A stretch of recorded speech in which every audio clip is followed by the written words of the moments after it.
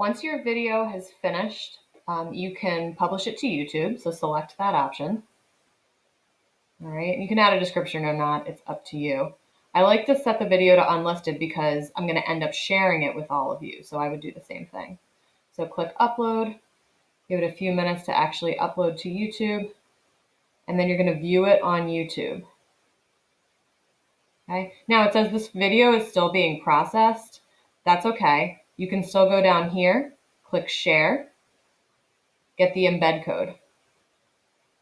Okay, and then what you're going to do is you're going to copy this code. Okay, and then you'll go into the discussion post.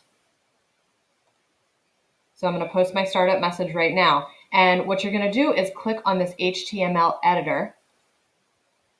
And this is where you're going to paste that embed code you just got. So when you post the reply, it's going to show up as your video. And when the video is done processing, you will be able to see it. It's just going to take a little bit of time.